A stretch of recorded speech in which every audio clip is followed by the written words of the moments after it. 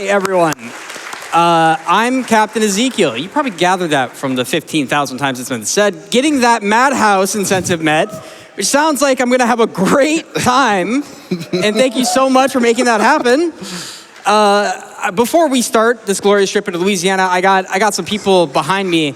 You've seen them. I've seen them. You love them. I'm going to introduce them myself. I got here on the left nyiddle, who is also a Resident Evil speedrunner, and he's been with there for me for almost every RE7 run I've done. Yeah. So I got the partner in crime, and sitting next to him needs no introduction, but I'm going to do it anyways. That's Maxylobes, what I would call the grandfather of the horror speedrunning community, and a great friend who was a part of why I'm here today with RE7. And that's Bobbeigh. Woo! You guys know Bobbeigh.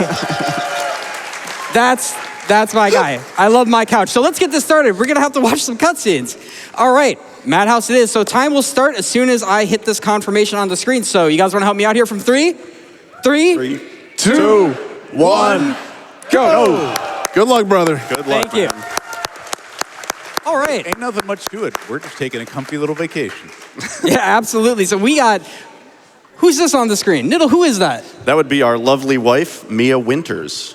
It sure is. Speaking of Mia Winters, you guys may have seen there's a little bit of a bid war, Mia versus Zoe. You're probably wondering what our wife's right here. Obviously, we choose her. Let me say something really quick.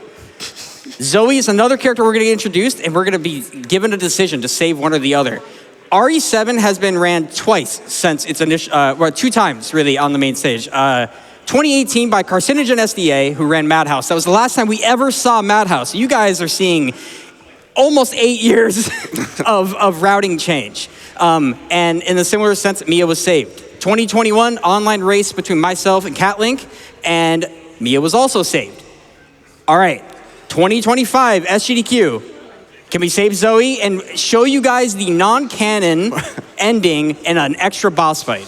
Current status, save Mia, $352. Oh, we got to flip that. Yeah, come on. Save 100%. Zoe, $428. That's what I'm talking about. So keep those donations coming in. Let's talk about the game now. You guys have been seeing some cutscene. All right, so yeah, that's Mia. We're playing as Ethan Winters, and we are essentially, our wife went missing for 3 years, and then we wake up one day, we get a DM on Skype, essentially. That's like, hey, it's me, Mia. How's it going? I'm out here. I'm in Louisiana. Please pick me up. My Uber's not coming. So Ethan, being the great guy that he is, he's like, okay, it's my wife. I'm going to Dulvey, Louisiana. Not a real place. Louisiana is, just .Dulvey. We're going to go save our wife. And surely it's that simple, right? Yeah, that's it. Totally. Yeah. Huh. Yeah, so let's get into it. But let's also talk about Madhouse. Maxie, what is the difference between Madhouse and Easy? Well, easy is, it's easy. Stuff dies really quickly. You can take so many hits before dying, and there's also very minimal worry with item routing.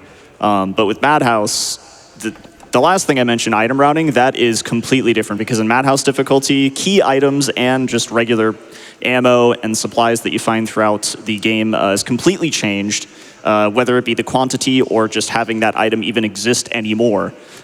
So Zeke's gonna have to do a lot of serious routing changes for Madhouse, and those have actually come with some tricks that have been found over the past year.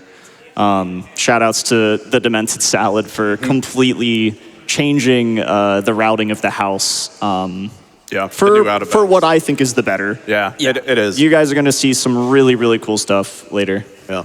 Also, a big thing with Madhouse, we only get like 5 checkpoints in the whole game. Yes. The game really wants you to make manual saves, and I think Zeke is going to make a few just because marathon stage, but for the most part, the game has no forgiveness in the checkpoints. The game will send you back, 40 plus minutes of progress if you die, and the threat of death is very real in Madhouse. Yeah. Yeah, it really is. There's a lot of elements at play, like things like cheap shotting, and we'll explain that to you when it happens. And trust me, we're at GDQ, it's gonna happen. It's gonna happen. It's gonna happen For sure. So yeah, we're entering the guest house here, which is our introduction to the game, in a very spooky place. But what we're gonna do first is actually retry this checkpoint right here. We're gonna do that a couple times. We don't get many checkpoints, like like Nyiddle was saying, but when we retry on that one specifically and one later, what's essentially happening is Ethan walks in here and he gets real slow because he's spooked, but we don't got time for that. If we reload that checkpoint, the game's like, oh, you want to go fast, and it gives us our Ethan's running speed as it were when he was outside. So basically, we get faster. I'm gonna do another thing here. You're gonna see me do, not that. We're gonna go ahead and change our frame rate to 30 to get through that hole. And you're probably wondering, you were gonna get through it anyways. Yes, but a little bit slower. When we switch to 30 FPS, or when your FPS is generally lower, we are going to reference FPS a lot. I'm gonna say that right now. So true. But when we drop our FPS, we can squeeze through holes that would otherwise make Ethan's collision take a long time. It would take a little bit longer to get through holes, and especially get past enemies. We will be using it a lot because on Madhouse with enemies, we can't stop and kill them all, so we gotta go. So we're gonna go 30 FPS in a lot of different situations to get us through certain areas. That also being said, high FPS, there's gonna be a trade-off on what we're doing with FPS. You're gonna see me unlock my VSync when we get to certain areas in here to essentially give us an advantage. We're gonna need everything we can get in Madhouse, and you're gonna see why in a very short amount of time. But honestly, right now, we're just taking a little trip here to grab our first key item and, maybe save the person we came for. So we got time for a donation or two. We've got a donation. We've got $10,000 from AMD. Let's go. The AMD team is tuned in, cheering you on, and definitely not jumping at every creak and crash. You've got this. That kicked our upgrade to best ending incentive for Resident Evil HD Remaster off with a bang. Halfway awesome. there. So Take sick. us the rest of the way, chat. That is so cool. Thank you, AMD. Hey, we found our wife. Yeah. Oh, yeah. We won. Hey, do we have time for one more? I think We it's about sure the right we do. time. Actually, yeah. You go ahead. This is $100 to MSF from Mia Winters. Huh? Hey, baby. I just wanted to send a quick hello, and I love you. Oh, good news. I'm going to be coming home soon. Oh, Yay. I cannot wait to be done with this babysitting job and come home to my loving husband. I miss you. Okay, I got to get back to work. I love you, Ethan. I miss you so much. I'm sending tons of kisses. Mwah, mwah. Woo. Thank you for that donation, Mia. Could you please not get lost in Louisiana? Like, we got other things to do. I No wonder if she promises. donated towards saving Zoe. Oh. So you're probably wondering what's actually going on here. We did find her, and we should just leave, but that's obviously not how games work. We found Mia. Essentially, she's saying some stuff like, there's other people here. They're coming to get you. Daddy's coming. And we're confused. We're very confused. And we're kind of stuck walking behind her. So in a speedrun sense, this is one of the more talked about things in the game, is its intro is a little slow. Guest House is about 15 minutes long. And we do have categories that omit it, which is nice. But it is long, and not only that, but there's also challenging parts of this part of Guest House, which is Mia herself in a bunch of different ways. One, she's super, she doesn't just move, dude. Look, you gotta go. She doesn't care. So that's kind of the whole vibe of Guest House. Walking behind Mia, dealing with Mia, getting upset at Mia, resetting because you lost time to Mia. That's how it works. Guest House is a very optimized portion of the game. In Madhouse, just as much as easy to a degree, Madhouse is obviously more difficult. It has a lot more of a challenging curve to it, and that includes the two fights we're going to have. I'm not going to tell you about those fights quite yet because we're going to be coming up on them in a moment as we follow through Mia here, but that's Guest House. Yep. Hopefully it goes great. I would say it's very underrated because like most people are like Guest House is kind of a slog. It's a long section. You have unskippable cutscenes, but the amount of execution required in Guest House to consistently get a good time is like really, really high for what is otherwise a unskippable cutscene section. Hey, what about, can we optimize for donations from Mia? I think we sure can. She would love to hear some right now. Yeah, no, we've got another one from Mia. It's for $25. Oh. And this donation says, Ethan, I'm in Louisiana. Can you pick me up? I forgot my purse outside. And he showed up, purse in hand. We're basically just standing in a specific spot right now. Mia's in the other room, kind of losing it, but we're just like, I'm gonna look at this wall. we're just far enough away from Mia to get kidnapped. After this tone, it's 4 seconds. Mia's gonna scream in about now? Oh, it's close. Math is hard. Time is really hard. So basically, we were just standing at the far enough distance away for her to get pulled out of that room. If we're too close, she won't get pulled out. If we're too far, obviously that loses time. But now she's gone. It's like, holy moly, we just found her and now she's gone. I'm gonna go in and out of this bathroom to trigger the door knocking down here. It's especially meant to scare you, that knocking. But what actually scares you is this. We found her again. We're so good at this. We are so good at finding the wife. She's a little bit different. I think this is the part where most people quit out. Like, it's just an instant. Yeah. Alt F4. They're like, nope, never mind. I don't want it. So Mia is obviously not doing very hot. She's also a little angry. And her breath stank. Oh, yeah. It do be stanky. This is actual damage we're taking. On Madhouse, this is all scripted. We take way more than easy here. So on easy, we're gonna run at Mia because we need to speed this up. She's gonna bring us down to 1 health. On easy, she brings you down to like 80%. But on Madhouse, you'll see here, we are now at 1 HP. The whole screen's red. Anytime you see this on the screen, by the way, going forward, not good. Bad. Very bad. So Mia stabbed us in the hand. I'm gonna swap my frame rate over now. We're gonna unlock the these things. You'll see that my FPS count on the top left there, big number, good, very good. We're about to do a fight. I'm gonna have Nyiddle explain why this is so important and what's about to happen. If Nyiddle, you can take that away. Yeah, I got you. Yeah, so Zeke's gonna run into the bathroom as soon as Mia finishes whatever she's doing here.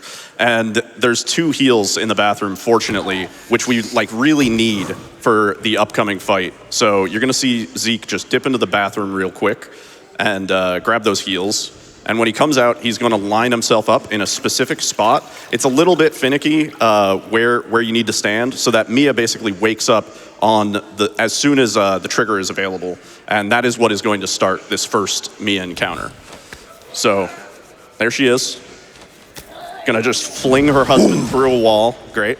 And now we get our axe. This is the most important weapon in Guest House, maybe the game. You're gonna see Zeke run up to Mia, and the positioning is very important. He's gonna swing in a way to try and get as many multi-hits as he can. That was pretty good. That's BA1. Yeah, and that's the fight.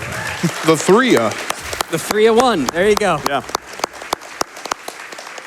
Now, the frame rate in the axe, this is a big deal. Frame rate in Resident Evil games, buzzword all the time. Yeah. Higher frame rate impacts the axe in a way where if hit precisely enough, you can get multi-hits. Now, on Madhouse, these multi-hits do dividends, just like they do on Easy, where we can get multi-hits and beat Mia really fast. On that one, 3 hits is very good on Madhouse. On Easy, you like 1. Mia 2, that's coming up. Also, this is Zoe, by the way. Choose Zoe. Let's go. Choose, hey. Zoe. This is who we want. She's, Zoe to explain now, she's the daughter of the Bakers. She's trying to help us get out. And who are the Bakers? I don't know, bro. You're going to find out soon, though. We're going to grab our axe. We're going to do another retry. Same thing as we did earlier. This one will give us movement speed back. Let us go a little bit faster. And while we do this, we're going to go around, grab some items, do some things, find some stuff. You know how it is, fix stairs. Ethan's a repairman at the end of the day. And I think what I'm getting at here is donations. Donations. More from Mia? More from Mia. You had it exactly right. $10 from Mia. I promise it's just allergies. I don't believe you. $50 from Mia. Ethan, it's me, Mia. Which hand is your least favorite? Oh. It's a good question. You're about to find out why. I don't think we even have a choice. And $25 from Zoe. Hey, Ethan, sorry my dad trapped you in our house and is trying to kill you. Gonna lend you some money as well as do everything else I can to help you escape. I sure hope you don't, betray me and leave me here to die or anything, because that'd be rude. That would be rude. That would be rude. Yeah. True. And speaking of rude, there is a screwdriver in our hand. We know what to do about rude. It is right there. Pull it out, maybe? Of course not. If you don't want to, you know what's coming. Yeah. You know what's coming. It's a horror game. Gotta hand it to you, Mia. That's a little brutal. She's laughing. She thought it was funny. Thank you. You should really get that blood pressure checked. Yeah, he's a champ, by the way. Ethan loses his hands in more than one game, which is weird to say. If you had We're a gonna nickel get for up. every Two time. nickels. Are you gonna Yeah. All right, pick it back up? Pick it back up. Yeah. we're gonna put that back on. We're good. We're coming up on a very It's right to the inventory. How convenient. yeah. I'm gonna make a safety save. Like said earlier, we don't get the pleasure of autosaves very often. I'm gonna make it before this boss fight. Mia 2 can be a nightmare. Anyone who has played Madhouse knows what I'm talking about. Mia is just, see, I can't explain it right now. That's what it is. Go ahead, nyiddle. You wanna tell me what's going on with Mia 2? Yeah, so the way this works is we're going to run up, first you're going to see Zeke unsync his FPS, so we're going to be getting like 600 plus frames per second. He's going to touch the ladder, that's going to trigger the start of the fight. He's going to run around there, grab a quick heal. The lineup for this is very precise, and the timing is very important. He's going to crouch and swing into her. Ooh, nice. Nice. Oh, that was Really good. nice. Let's go. Yeah, 2 hits there is actually magnificent. And it was a left swing, too, on the second hit. 2 hits on Madhouse is insane. Like, Yeah, really, that really was good. really good. Hold on, I can't move the, Mia, see, Mia ragdolls. I was trying to push her around, but this box had different plans. Trying to make her do a dab. Yeah, that's right. Mia ragdolls there. You can push her around, she'll fly in the sky, and she will freeze wherever she lands up. my favorite pastime. Yeah, we've had her on the rafters. So you think, we did it. We saved our wife. We could, you really saved her good, dude. who's this guy? That's not where I was standing, but okay. Hey, man. That's Guest House. Really clean. Yeah, actually, very, That was nice. very good that Guest was House. really a good. little too good. I'm going to assume it was a good omen and not we used up all our luck. Now, Guest House is rough, and you could see why. But it's actually not the main reason. It's what happens immediately after. We're going to talk about Hallway, and I say mean words about it a lot, so I'm going to have to dial it down. I hate Hallway. Before that, we're going to get into one of the most legendary cutscenes ever in a Resident Evil title that quite literally changed the genre, changed this franchise with how recognizable it is. First of all, ouch. That hurts. We are about to get introduced to some of the greatest, best casted characters in a Resident Evil game. That would be the Baker family. And here they are, in their lovable glory with their can of meat. Meat brand canned meat. Branded meat. Yeah. Ask for it by name. Exactly. We have some strange looking people here. What's going on? Hi, Grandma. We have on our left here, LCS hoodie, League of Legends player. Makes sense, right? This is Lucas. He too is not having a good day with his hand. This beautiful man is Jack Baker. We're gonna say a lot about him. And that is his wife Marguerite behind him. Obviously something's not right. He didn't wash his hands, so what are we doing? Trying to make Ethan eat. And they're all a little bit mad about stuff. Yeah, it's the lack of seasoning. It really is. The pepper's right there. I can see it. So we're gonna go through this little cutscene dialogue here, and we'll talk about Hallway as well. We've got time for one quick donation. Gladly. $15 from Jawad to Doctors Without Borders. Great to see RE7 back on the main station with an excellent runner and an amazing couch. Can't have an RE run without Maxylobes, of course. I also heard there's some interesting facts about Louisiana and RE7. Would love to hear some. And always remember, chat, to kill the animals. I like that. That was good. All right, the phone has rang and there was nobody there. Jack and Lucas are about to, hi Grandma, they're about to leave and we're gonna get out of this and we're gonna go to Hallway. Hallway is very intense. I actually have to focus unbelievably hard. Nyiddle, what's going on in the hallway? Yeah, I got you. So, first of all, wall skip is RNG, just putting that out there. Thank you.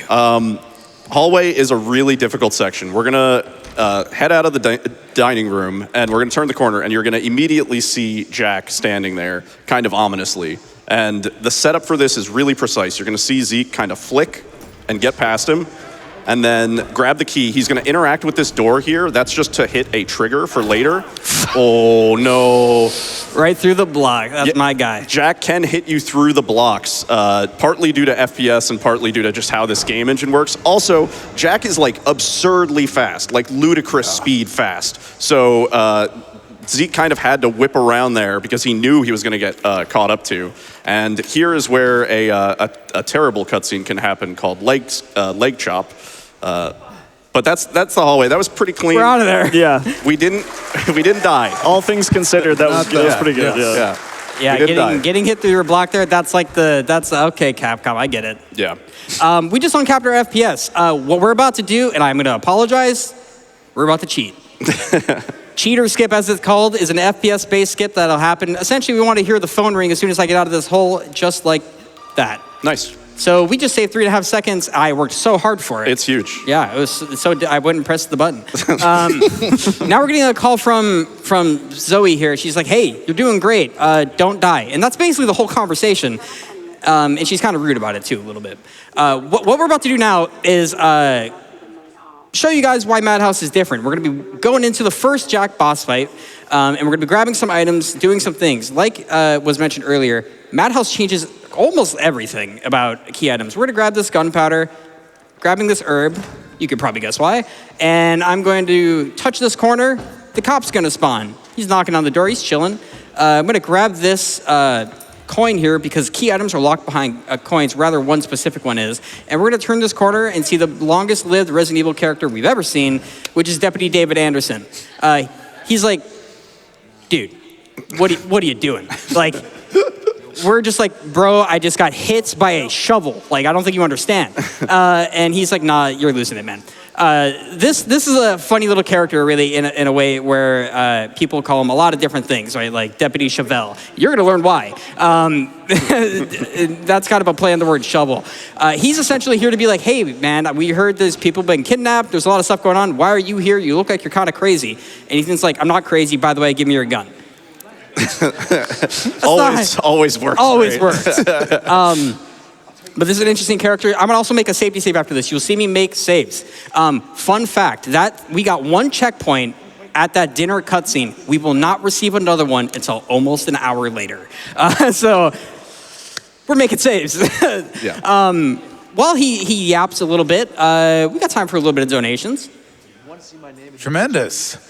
We have $25 from a very special donor. It's Ethan's left hand. Oh my.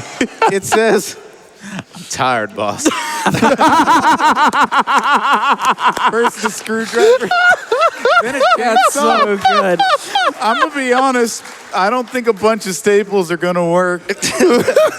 They're gonna have to. That's awesome. that is a awesome. great donation. All right, I'm gonna make the safety save now. We're about to walk into the Jack 1 boss fight. The Jack 1 boss fight can be a bit of a pushover sometimes, but he's also still unpredictable because it's Madhouse. Maxie, do you want to explain what I'm about to be doing to Jack and what Jack's gonna do to my car? Oh, okay. Well, first of all, Jack, he still has his shovel. He's still very upset that you're in his house. And he's going to start by, well, you'll see in just a moment, our favorite deputy that we've known for all of about 2 minutes. He's We're 1 safe. week away from retirement. We're safe. right. All right, buddy. Hey, dude. He's the door. also too old Turn for around. this nonsense. What are you doing? And chevelled. All right, so he drops his gun, because that's what you do when you get chevelled, and he's going to drop it just for us. Zeke's going to pick that up. He's going to walk over and get a lockpick. We need that lockpick in order to open this box where everyone stores their car keys in a box locked by a lockpick, by a padlock, whatever. So he's going to get in the car, and this is going to trigger Jack to actually open the door as Zeke gets out. There it is. Nice. And now, next thing, swing away. Swing at this man, and get your gun out, and going to be about, what was that, 8 shots? Sure. Seven. You shoot him dead, technically. Dead. And yeah, the car is not looking good. I'm sorry, Zeke. You're not taking that home. Surely it makes it to Resident Evil 3 Remake, though, right? Sure. Relax, buddy. So, nice setup here. This is going to have Ethan get kind of blown over into this corner. Just a good setup to get to the ladder as quickly as possible. Also, if you let Jack pick you up here, it's like major time loss, so Zeke made sure that he got into this corner. Now we're just going to go up this ladder and leave. Yeah.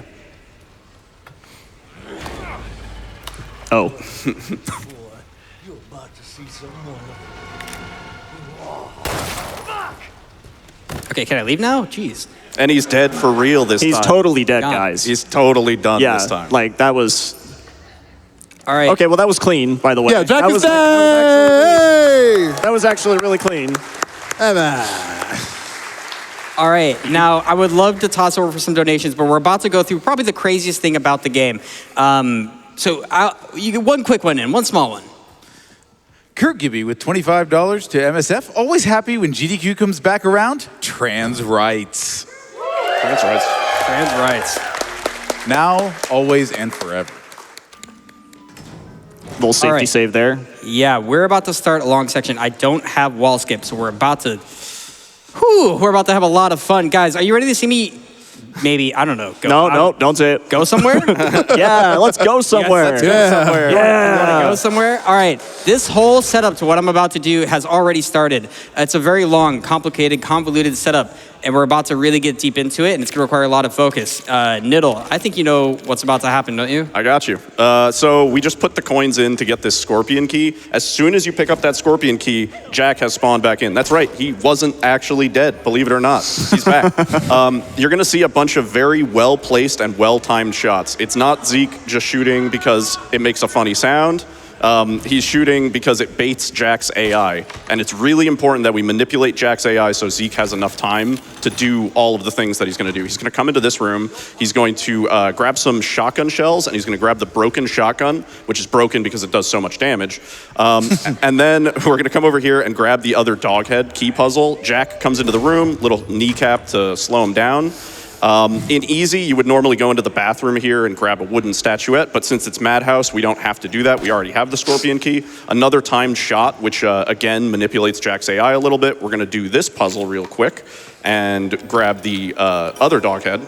And now we have 2 of the 3 dog heads that we need to leave the main house. Now, this is a really tricky part where we need Jack to follow us in a very specific way. Jack needs to be sort of near us, but yeah, okay, there we go. Just peeking around the corner. He needs to be near us, but not so far away that he would break through the wall. If he's out of line of sight, he'll break through the wall. It's a big time loss, and also it makes getting through him and having him be in the right spot near impossible. We're gonna drop off those dog heads and use the scorpion key. That's mostly just to make room for inventory stuff. And a little headshot to Jack to slow him down. He's fast on the stairs, dude.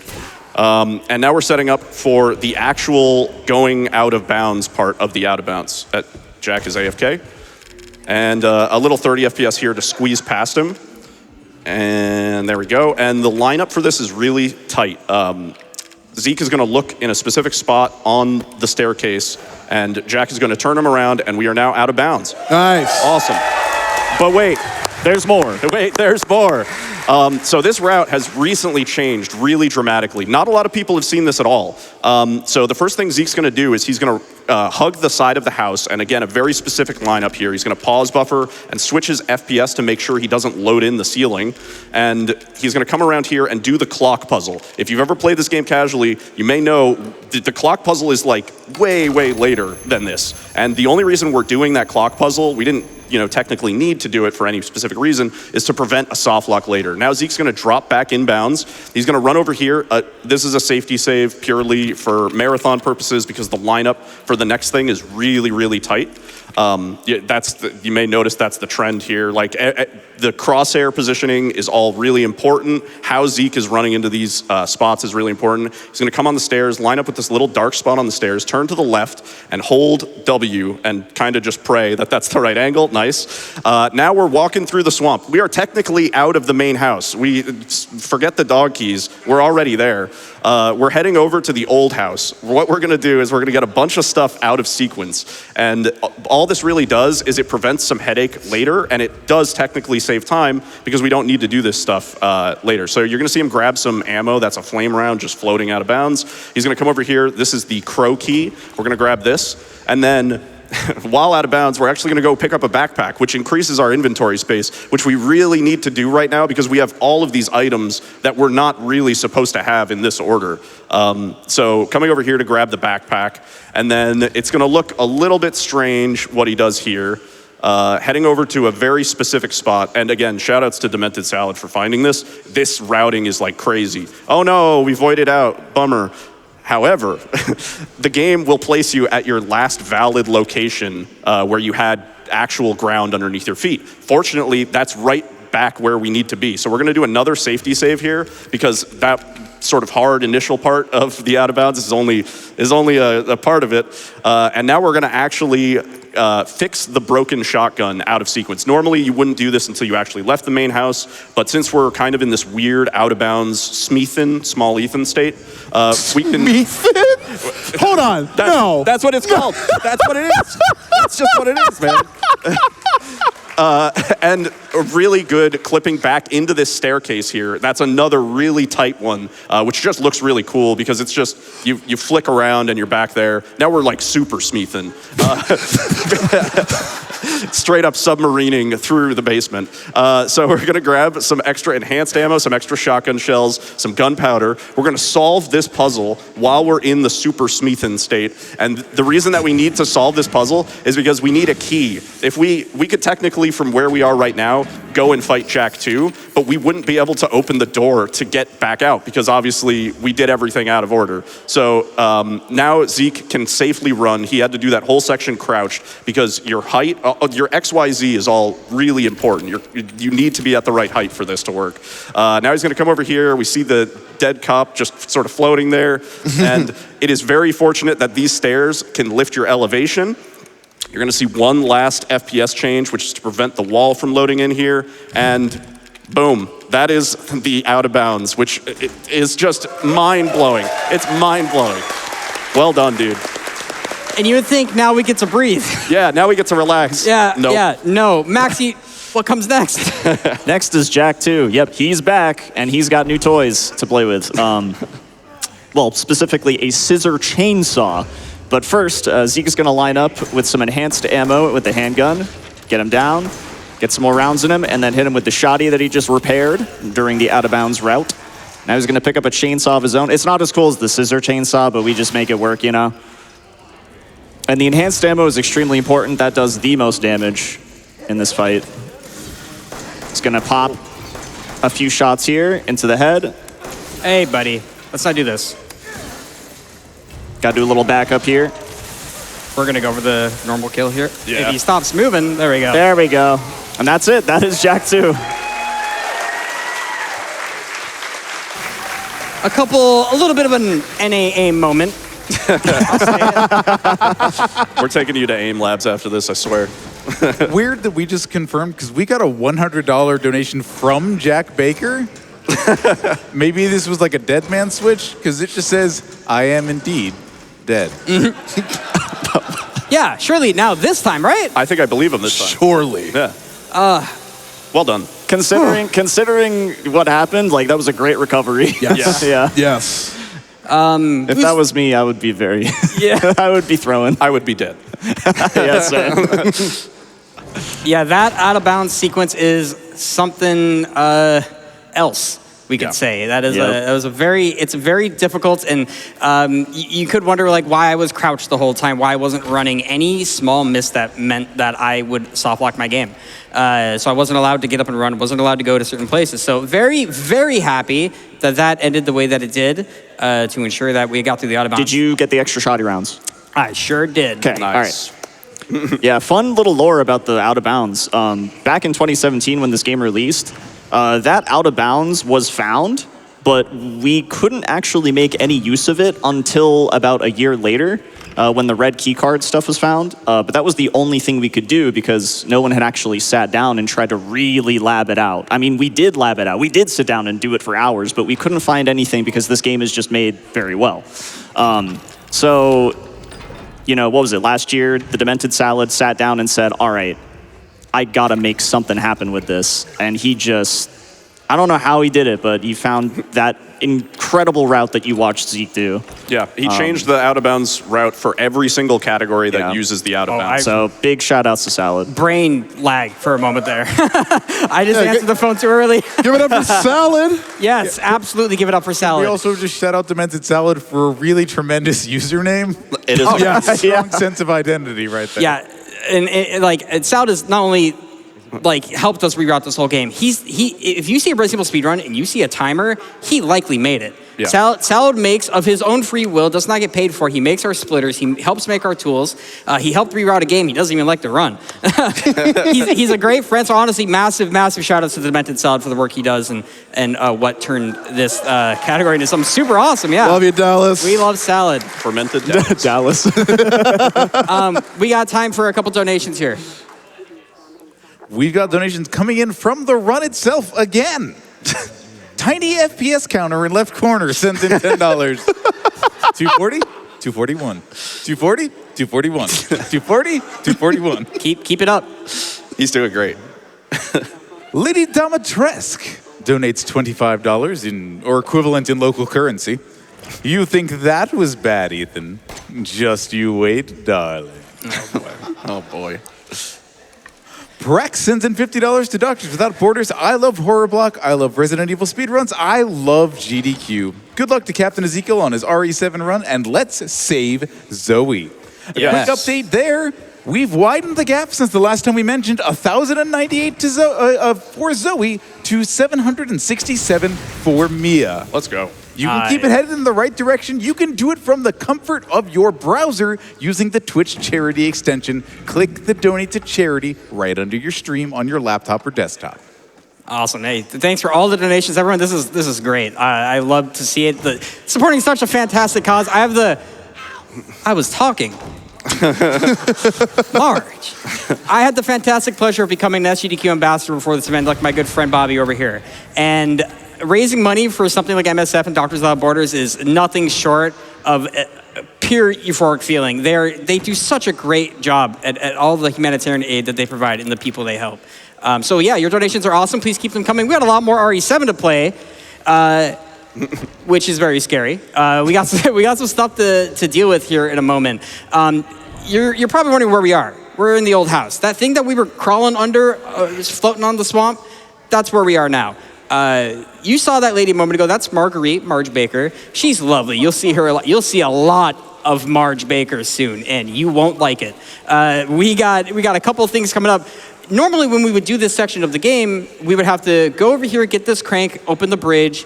It's like, oh, we need to use this crank on the other bridge where we got the crow key. But last I checked, we already have it. So really, all we have to do now is be very happy that was a heal, because boy, do we need it. We just have to go down here, grab the crank, and then we're gonna go up the hole again, and we're gonna just say no, and we're just gonna go try to open the door. Because we have the key we need, we can just surely open the door, right? Yeah, you just walk up to it, put the key in, and turn That's it. how keys work. That is how generally, yeah. All right, we're gonna go ahead and grab this heal, pop this in here. I can't use that here, sorry. I held W. Inventorying, and we didn't really talk about inventorying much, but we can hear in a moment about how crucial it is for RE7. I'm gonna make sure all my stuff's loaded the way it is. I'll kind of take you guys through this fight. So this is Marge. I get it.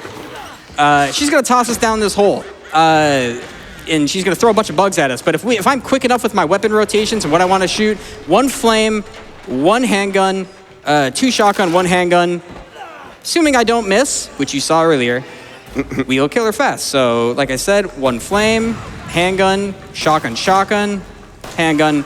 That's Marge 1. Nice. Jeez. No shenanigans. No. You sure this is Madhouse? That looked easy, dog. Oh, I can assure you, my friend. Because we missed like 2 extra bullets during the Jack boss fight that happened earlier, we're kind of in a tight spot for enhanced ammo for Marge 2. And, you think, well, if it's Marge 2, Marge 1 looked kind of easy. I mean, I hope I made it look easy. Then you might be thinking, what's Marge 2 all about?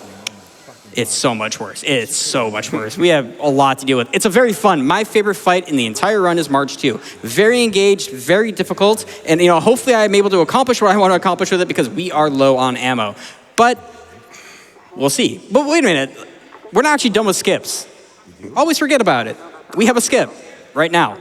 Lantern skip is a very, very fun skip. I say fun in a way where it's cheeky how it works. So there's always like, hey, go find things. We're like, all right, dude. So we're gonna go down here. We're supposed to go all the way up there and look at a lantern slot, but we're gonna go look through the floor to kind of trigger the map to change a bit. I'm gonna drop precisely, and we've skipped the whole process of having to look at Marge transform, having to go look at the lantern slot. I didn't want to do it anyways. And now we're gonna chase Marge. We're coming up to the Marge 2 boss fight, so I'd say we got time for about 2 donations. You got it. Want to make sure I read this one again because it was so good I had to read it earlier and then I realized it was for here. This is $50 to MSF from Iki. Can I get a Caniac combo, no slaw, extra toast, extra sauce, please? I mean, let's go, Zeke. Thank you, Iki. Shout out to Iki. And $11.70 from DBG. I have to donate for the horror block. Give my love to the great Captain Zeke and pessimism with the best game in the franchise. Wait, which one? Yes. All right, we've made a safety save, an emphasis on safety. I'm hoping out of this box, we don't need shotgun ammo. We're about to break open a couple of RNG loot boxes to get some resources. I'd like some handgun ammo so that we can get a jump on maybe making some early enhanced ammo here. So if I shoot this, surely, shotgun and handgun, yeah, that works. All right, we're coming up on Marge 2. I'm gonna load some ammo. Nyiddle, fill them in. Yep. So Marge 2 is a delicate dance. So you're going to see Zeke come up here, trigger Marge, step back. He's going to go flame around 2 shotgun and then dump 10 enhanced ammo, all while she's still in the window. You're going to see him wait just a second here. Marge is going to spawn in the ceiling. Zeke's going to shoot a bullet. It doesn't actually have to hit her. It just has to trigger her out of the ceiling. Our first routine is to get rid of that nest. And you're going to see Zeke repeatedly applying the flame rounds between these shotgun blasts because the flame rounds actually do damage over time. So we want to keep that damage over time up. Marge's health pool is just ridiculous. So Zeke's going to come over here. He's going to grab some ammo. This fight's so cool because you run and craft ammo in the middle of the fight. And he's going to reload his flame rounds, his pistol. You have a bit of leeway here. She'll just kind of chill in the ceiling for however long. And then more shotgun, more flame rounds. And that always scares me. It always looks like she kind of like clipped onto the table there. Shotgun, flame round, rinse and repeat until she's pretty much dead. We have some enhanced ammo for the very end of the fight. Marge can crawl away. You see her, she keeps scurrying and trying to escape. And so it's really important that Zeke applies enough damage to get her in these stun states so he can keep applying that damage. Nice. And that's the fight. Good stuff. That was so good. Super clean, dude. Oh, I thought at the beginning, like one of my shotgun shells may have like grazed her, but any runner who's run this game on New Game, whether it be Madhouse or Easy, knows the pain of the spread of the shotgun. So I'm very lucky that it didn't miss, and yeah, very happy. Yeah, you get owned, Marge. All right, we got the lantern. Oh yeah, we needed the lantern. Sorry, that's kind of why we just did that. We're gonna craft some stuff up, get my inventory all set up. Really quick, Maxi, why is inventorying and menuing so important? We haven't talked about it, but we've been doing it a lot. So when you actually enter the inventory, it saves the last slot that you were on when you exit the inventory. So specifically when you do stuff like crafting and setting up your inventory in different slots, it's because Zeke is going to have his cursor on the slot that the key item is going to be on, so that when he gets to a door or something he has to interact with to use a key item, he can just mash and just get it in as quickly as possible. But not only that, but I mean, you saw in the middle of the Marge fight, he had to craft, and if he messes up those menus, he might mess up the whole fight because it's on a very tight cycle. So menuing is always super important in Resident Evil, but in RE7, it's just a little bit even more important than usual. I would say objectively the best inventory in any RE game. It feels very good. Yeah. And it's one of the most satisfying things to learn when you're first running the game is you hear the clicks, you hear the clacks, and it just feels something. So it's like a keyboard, like a really nice mechanical keyboard. When you go through the inventory and you mash and you put things where they need to go. We're running through a scary house, grabbing some key items. We're gonna grab an arm. Don't ask too many questions about that. While we do all that, I feel like there's some donations cooking up. We got one from inside the game again. This is a bit of a strange one.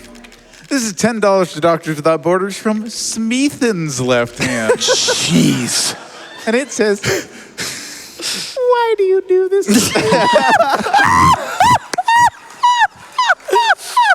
Oh my God. That is so good. It's not on purpose, I promise. And of course, we got $5 more from Mia. Ethan, you know what I love most about you? You're a really fun guy.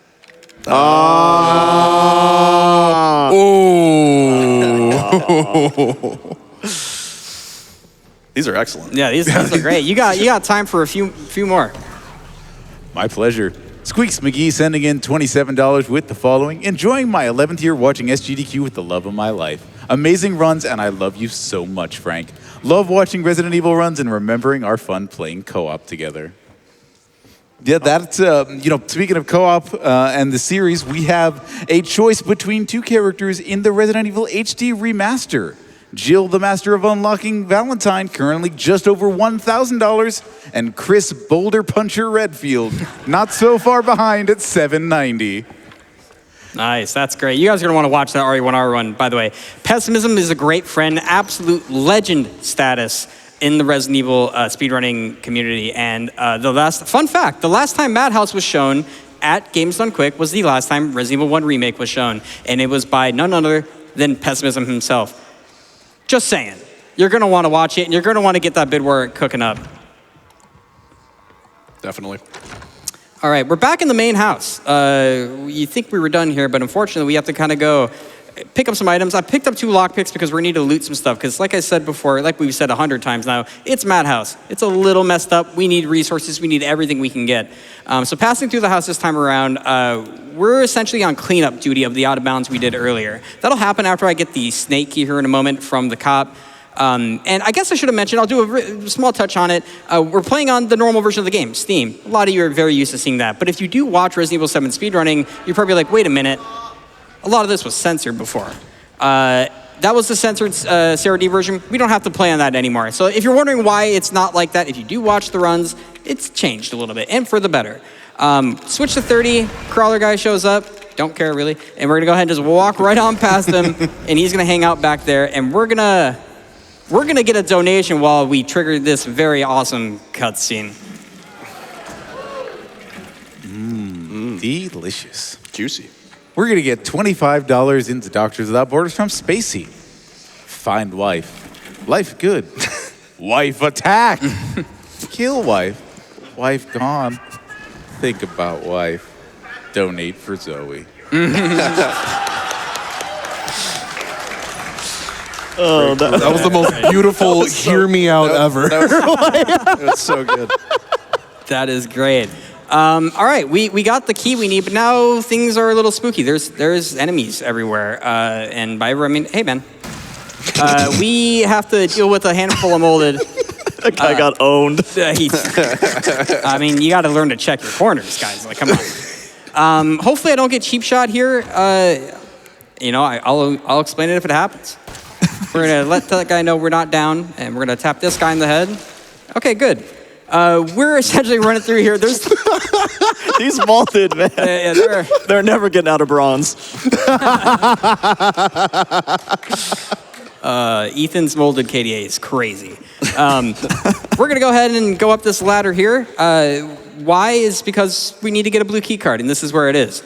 Normally in the game, you're supposed to come do this now with the red key card stuff as well. You would go open the red key card door, but we don't need to do that. See, we already did the clock puzzle, which prevents us from soft locking due to the out of bounds, and this is just right over here. So we're gonna have both of our key cards, which are the 2 things we need to join Lucas's party he's having over there, which is the barn. And, the whole lot of fun that goes alongside that. So I'm gonna basically be walking over there. We're gonna get to a legendary cutscene.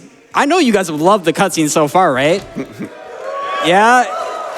I'm a fan. Big fan, yeah. We got another fun one coming up where we get to talk to Lucas, and, he's got some stuff planned for us. We're going to ignore that phone call because we're roaming, and we're going to walk out here and take care of these 2 crawlers that are way more aggressive on Madhouse than they are anywhere else, but thankfully we have I missed. Uh-oh. So we're going to go ahead and pretend I didn't just miss, and we're going to stay and don't look at him. He can't hurt us.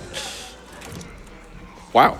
Okay, he tried to hurt us, but we're out of there. No problems. We're coming up on this cutscene, and you can enjoy it and listen to it and watch it, but also I think what we should listen to is some donations. Be happy to help with that. $25 into MSF from Sen. I had to donate again to help make sure Ethan has the worst day possible. Come on, chat, let's go. Good luck, Zeke. Yeah, I mean, Lucas just jumped on the work Zoom call at 7 in the morning, so he's looking a little worse for wear. Don't we all? You got time for some more. All righty. Miss Scratch 1313 sends in $5. It just started thunderstormy here. Sounds like a perfect time for Horror Block, which, cozy in my bed where no monsters can get me, of course. We've also got a huge group of donations from some Bayou folk who don't need to say anything, but the spirit of generosity speaks for itself. Heck yeah. $250 in from Trisha Alpha. $250 more in from Toroid Core. $50 to MSF from The Big Zero. $25 sent in from Carvius, and 2 with no name at all, but $100 in from each of these incredibly generous folk. That is some heavy donations. Can we get a round of applause for those donations? Thank you so much. Oh, and yeah, right. Lucas is ripping off his fingernails. I should have warned you. To be honest, I would say I forgot, but I think it's way funnier that I didn't. Lucas is kind of losing it a little bit. That's kind of the whole gist of this. You're wondering, when are we going to get to deal with this guy? And, hopefully soon, right? He's got a whole thing going on. There's a big theme to the game, actually. It's a very fun bit of knowledge, is that each of the Baker family, Lucas, Marguerite, and Jack, both all kind of represent different elements of horror and media, right? So, for example, in the middle of the Jack 2 boss fight, Jack says groovy. He's a big slasher lover, Ash vs. Evil Dead reference. The whole theme about Jack is Texas Chainsaw slasher horror. We got Marguerite with, obviously turned into a big, grotesque bug, body horror. That level of horror is being portrayed by her. And Lucas is just a young Jigsaw. He loves the psychological horror. So we're kind of stuck in his game a little bit here. And part of that is bombs, and what is more aptly called in the community, the boom room. And you wonder, why is it called the boom room? That's why. There's a lot of those. And they're hidden everywhere. They throw a few extra ones in Madhouse, which is just so good because after your first playthrough, you're like, oh, let me run through Madhouse. You die here. You get owned. Oh, yeah, everyone gets owned here. Every single time. All right, and now we made it through everything. You might be like, check that box for loot. Sure. What do you got against crates, Ethan? And now it's like, okay, cool, let's do the... Dude, I was talking. All right. He's like, hey, try these codes. Try all these ones, all these things. If I try any of the codes he recommends, or if I try to put in the code, which I already know what it is, the game's like, you're cheating. And it's going to essentially change the code on us. So what I'm actually going to do, let him talk, and I'm going to go ahead and do nothing. We're going to quit out of this, and there's a trap here that's meant to kill us, but I'm going to not care. And we're going to go in here, and we're going to get rid of the keys. We need to clean up our inventory a bit. The crank, the arm, one lockpick. We need the other one. Grab this ammo. That was supposed to hit us. And we're going to go ahead and walk over to the barn here. Now, the barn, before the fight that happens here, spoiler alert, there's a lot of molded that hang around. And not only are there molded, there's crawlers, there's normal molded. More bombs that apparently can't hit. Somebody gift me aim labs. We're going to aim labs. Yeah, Keep saying it. We got 2 crawlers that are going to show up here. We're going to go ahead and just kind of disable them. Grab a few things. We grabbed a neuro round in that corner there. Very, very important neuro round that we grabbed. And we're about to walk into the double fat molded boss fight here in a second. We're going to use the lockpick we got here. Get our loot. Close the door on ourselves, because why not? Nice. And we're going to load in the neuro round, and we're going to go do the 2 fat molded boss fight here, which is essentially on easy. Lucas gives us 1 fat molded. And then Capcom's like, what'd be funny? 2 fat molded. So now we're going to go pick up this battery, and we're going to just jump into this fight. Nyiddle, do you want to... What's up with the fat molded fight? What are they all about? Yeah, it's a pretty straightforward fight comparatively to some of the other boss fights. You're going to notice Zeke just making sure he doesn't have too much excess ammo clouding up his inventory. He's going to come up here and do a little more looting because we're actually waiting for the 2 fat molded guys to sort of descend on the elevator. And he's going to use a neuro round, which hasn't been explained yet. The neuro round kind of slows and stuns enemies. It doesn't really do damage, or if it does, it doesn't do much.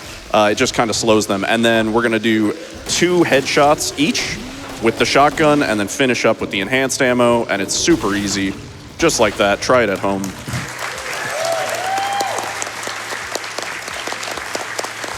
Now we're out of there. You know what? something I realized we haven't explained is quick shots with the handgun. Oh, yeah. So in Jack 1, Jack 2, and what you just saw, the handgun, there's a special little bit of tech to it. When you aim and then unaim, you can just consecutively line up shots. When you're aimed in and you try to just continuously shoot, there's a bit of a delay between the shots. So you can just kind of get more DPS by aiming in, shoot, aim out, shoot, aim in, shoot. And yeah, Zeke has been taking advantage of that very, very well. And there's the code. There's the code. Yeah, fun fact about the code. You know, Zeke said if you put in the right code at first, the game is like, hey, you're cheating, we're going to switch the code. Well, there's only 2 codes, so it switches to the second code. So you think, ooh, well, I'm going to put the second code in then. No. No, you're not. That is essentially it. Yeah. And we got the code there. We jump inside, like, all right, we made it. Awesome. Thank you. I will. Thanks, bud. We're going to grab this candle. Why was that so hard? We're going to grab this candle. And we're going to wait for Lucas to do his little monologue. He's like, you're trapped here. Have fun. We are now in an escape room, and I love escape rooms, personally. This one, however, getting a little sick of it. All right? 4,000 hours of it, and, you know, it's a lot.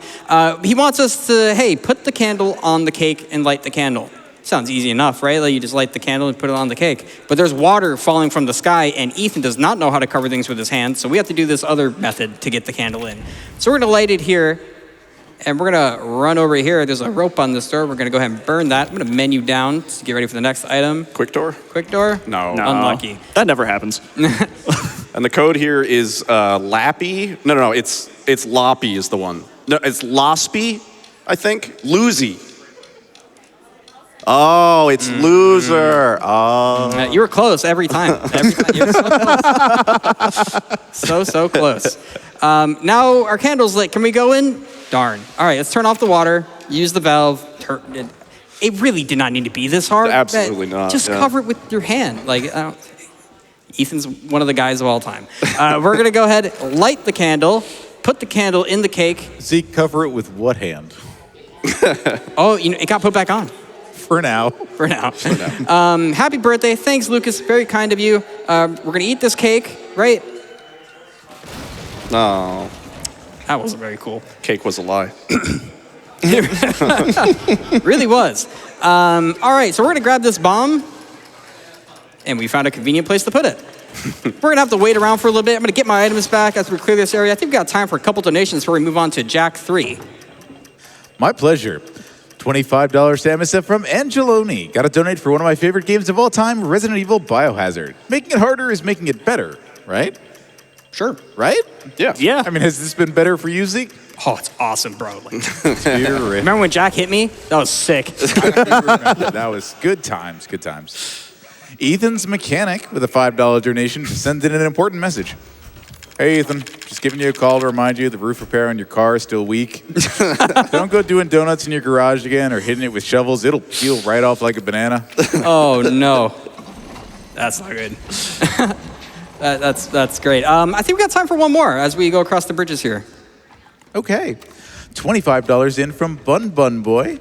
Longtime watcher, first time donating. I just got paid today and wanted to send at least something in. May every runner have amazing runs and that everyone is doing well. Thank you so much. Heck yeah. Thanks for the donation, guys. Please keep them coming. We have a little bit of time left on the Mia versus Zoe bid war. It's going to come to a close after this Jack 3 fight. So you're going to want to choose Zoe. Before that, what are we doing here? We have the crank still. We're going to go ahead and... The whole goal of this is to lift up this bridge so we can get across to the boathouse. When we do this, though, we spawn some friends. We could say that, right? Yeah. Like this guy. Hey, man. Bye, man. He's got a headache, so we're going to leave him alone. And we're going to walk over here. We're basically going to get to the Jack 3 boss fight, and a couple enemies are going to be in our way. We're going to do a whole lot of crafting here first. We need some resources. Oh, no. Oh. No. All right. So cheap shotting.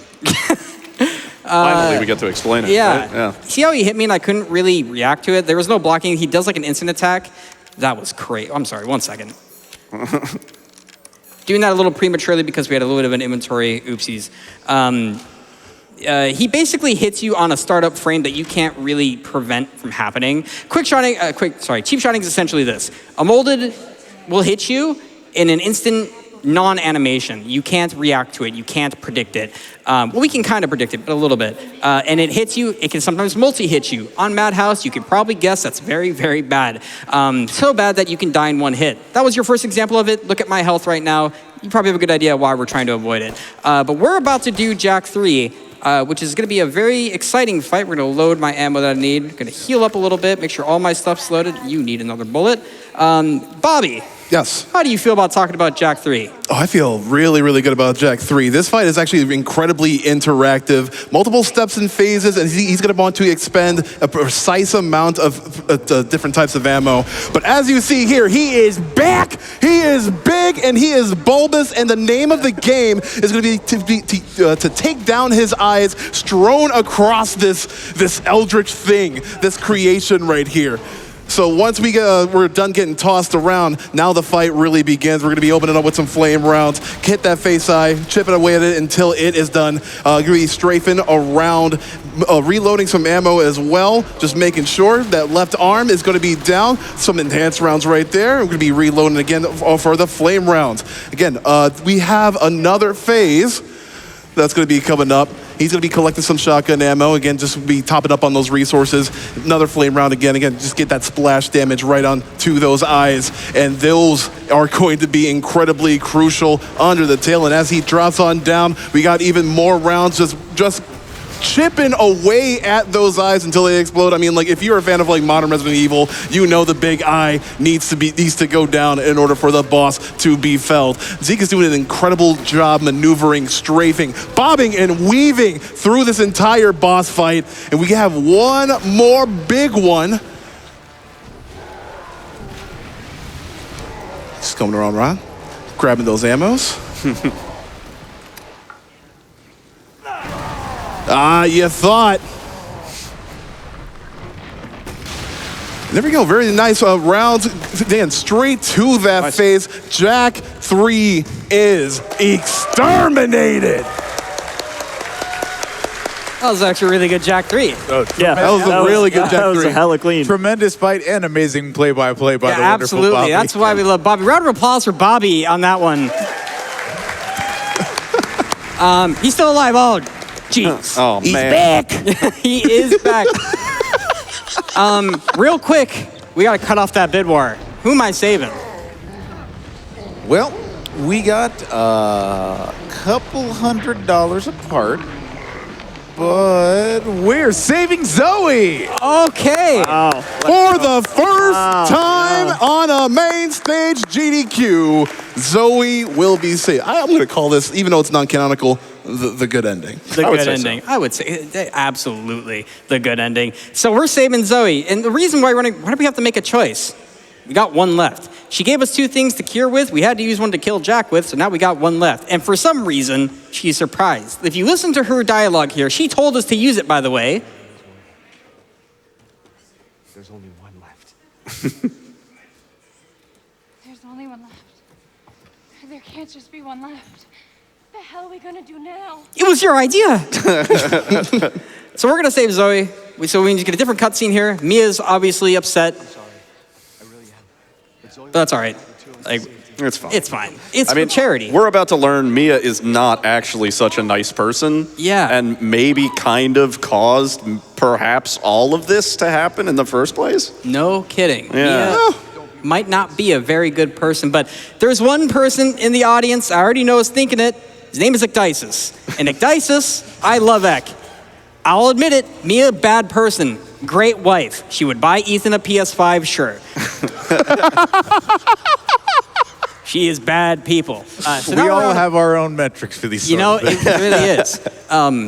We're now going to ride this boat. We get different cutscenes. All this stuff's new. If you haven't ever seen this, we're essentially on path for the non-canon ending of the game, which is, we saved Zoe.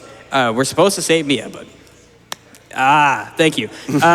We're gonna chill for a minute. We got a bit for, I'd say, about 2 or 3 donations through this cutscene. Okay. MSF has received $25 from Kevin Enright, who says, Resident Evil 7 is my favorite in the series, and I'm so happy it's being run at GDQ. Good luck on the run, Ezekiel. Donation goes to the best ending incentive, and that is our upgrade incentive for Resident Evil HD Remaster. We just passed $11,000. Keep that Good pace job, chat. going.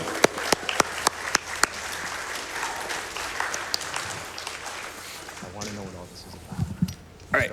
It's a little warm on stage, so I'm going to take off my hoodie. Oh, he's locking in. He's locked in, dude. Locking It's in, happening. dog. All right.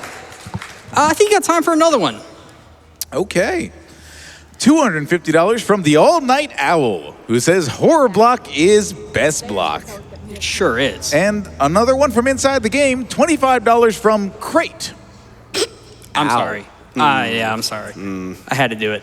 You're about to see why this is changing the ending a bit. So now we're talking to Zoe. We approached the ship. This is how Evelyn got here. And now she's mad that we are trying to leave. And we saved Zoe, right? Yeah, she's super safe, dude. She's looking so saved. Right now, I think she's ultra safe. Very saved. Yeah. You don't have to say thank you, Zoe. It's okay. I know you're shy and you want to be quiet. It's fine. Evelyn's mad, obviously. And I guess we didn't really explain who Evelyn is. And you're not really going to get an explanation until we actually meet her. That's Zoe. So now that we're in the non-canon ending, we saved Zoe, and that means she's dead. Now we are waking up. Our hands look a little bit different. That looks a little not stapled on, and that doesn't look like Ethan. We're now playing as Mia in the boat section of the game. This is a section of the game that ultimately, casually, wasn't everyone's favorite because it kind of changed the pace of the game and of the run, which you'll see a bit. However, we get the super exciting benefit of being on Madhouse. So while on one hand, it looks like I'm kind of just walking around and things are slow, on the other hand, I'm freaking out because the second a molded touches me, it gets real scary real fast. Mia has less health than Ethan. So I got beat up already as Ethan, so you'd not be surprised to understand that getting touched as Mia is really bad, especially in the boat, because you'll see, kind of just after opening this door, it's filled with narrow hallways, very small gaps to get past things. So it would obviously be very not cool on Madhouse for the game to throw a bunch of enemies in these hallways, right? That wouldn't be very cool. They wouldn't do that. No. They would. Yeah, and another thing to point out about the boat is that there is just less resources on the route. You know, you're not really working with a whole lot, so it is very scary, as Zeke says. It's a Metroidvania, baby. It really it is. It really is. It really is. And the hard part about this is we're given a weapon, right? Loosely defined in this game. When we go to the next part of Mia here, 'cause essentially what's happening is Mia's having flashbacks. You're like, what's going on? What's all this stuff? What's this goop on the wall? We're kind of losing it a little bit, but it all makes sense because she's starting to remember stuff that happened on this boat because, big spoiler, Mia was on the boat. So we're to go here, trigger this cutscene, and we have two very identifiable, amazing characters. We got reused asset number 1 and reused asset number 2. They're both named Johnny. One is Johnny 1 and the other's Johnny 2. Yeah.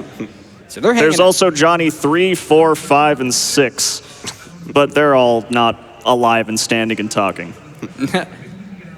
So this flashback is like, oh, stuff happened. So we're gonna go down here.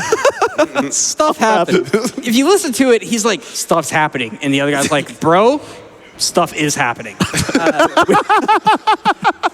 When Johnny said stuff's happening, I felt that. Yeah, he was right. Stuff and things are happening. Jump down this hole on easy, we get a checkpoint to retry to skip this landing animation, but we're playing Madhouse, so we love pain. And we're gonna go around these corners. It's a very confusing area. You see all these dark corridors, very spooky, very, honestly, casually terrifying, because you're introduced to this massive wreckage of a ship, and also you're introduced to this person. Okay, I just want to say something real quick. This is Evelyn, but if you look at her face, like really closely, and then you look at Eddie Dombrowski from Silent Hill 2, they could be siblings. Actually, I kind of see it. Yeah. You think she's also Now that just you mention sitting it. here and eating pizza? Do you think she's doing that too? She could. I mean, yeah. She's been here for 3 years. This town is full of molded. So that's Evelyn. She's kind of the big bad. But in a way, you're probably wondering, like, where does this little girl come into? We have not seen her a single time. We pulled the arm off of a body that looked like a little girl earlier, but we just needed the arm. She actually didn't matter. This is Evelyn, and she is the bioweapon. We did the hard name drop, bioweapon in Resident Evil. Shocker. This is her, but it's also not really her. Mia's a little bit hallucinating right now, but not really hallucinating. She's actually under the control, to a degree, of Evelyn. We need to go in here and get this fused. Surely there's not going to be a molded? Dang. Darn. We're going to grab this for a heal later. I'm going to open only the left door so the molded kind of has to bump into the right one. We're going to do the same thing here so it's faster for me to get out. Pop that open, grab these 2 bombs, and I'm going to hope I get hit. Oh. Okay. We were hoping for a cheap shot there, and I'm going to explain why.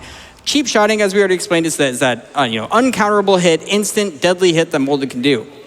If you run close enough to enough molded, you are essentially guaranteed to get one, and it works on a rotating cycle.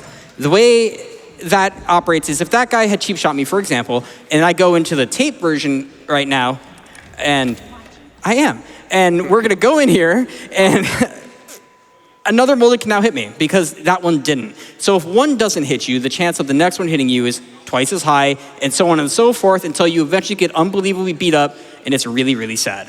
And we're now at the scariest part of the game. I was worried about the out-of-bounds, but really, if we're worried about a death, it's here. This is Alan. Don't get too attached. Yeah. We've learned not to get too attached to new characters in this game. But before we go on with tape and explain what's going on, I think you can squeeze one donation in here. You got it. Wave075 sent in $25 to Doctors Without Borders. Big ups to the GDQ for helping me fall in love with speedrunning. Time to stay up way too late to watch my favorite games. Whether you are too early, too late, or just at the right time for you, we are glad you are with us right now. Absolutely, yeah. This has been such a fun run, and I'm very happy we were able to do Madhouse and also save Zoe. You're going to see why that actually matters later. But we got some things to do, some stuff and things, it's like it's The Walking Dead. Nyiddle, what am I about to do right now? So this is a skip called Vomit Skip, or Alan 1, if you want to be nice about it, I guess. And what Zeke's going to come in here and do is he's going to open the door and then whip around to interact with that pile of vomit. And if done correctly, which he did, it skips a 16-second phone call with Alan, who, like we mentioned earlier, he's kind of the worst. He's not very interesting. Yeah. So I think we should rename that skip to Big Baby Skip. Big baby. Because Alan's a big baby. Big, stinky baby Skip. Yeah. Bad news, we have not been cheap shot yet, and we're coming up with the one place where if this molded in the elevator, I was going to go through that door. If this guy cheap shots me, you know what, we'll let it... Just hopefully it doesn't, and you'll see why. He's going to use this little pea shooter to kind of push the molded off the elevator there. Nice. Yeah. We're happy, right?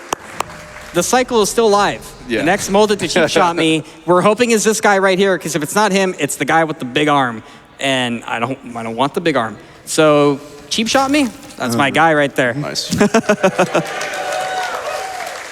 Because if it wasn't him, it was going to be this guy, and I don't want that. So we're going to run past him, grab these 2 bombs, 2 more bombs just hanging around, pop a heal because we're missing some health. As a reminder, we don't have anything that we once had before. I don't have my heals. I don't have my weapons.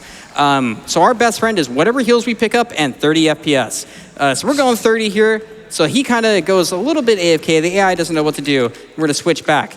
I have 1 more heal. Because we already ate a cheap shot, I only got 1 left. And we're coming up now on what could only be described appropriately as just pure pain and misery. We're supposed to interact with that door, and Alan's supposed to call us, be like, hey, dude, you have to get the things from our luggage. But we're just going to run over here and grab them anyways. Grab one of these corrosives, which is what burns off the locks, and I'm going to grab this cheeky little chem fluid here to give me my second heal, which is really now our only heal. And we have to run past 5 molded. 3 of them are in a hallway. And if you catch the theme, God, I hate hallways, man. Everywhere.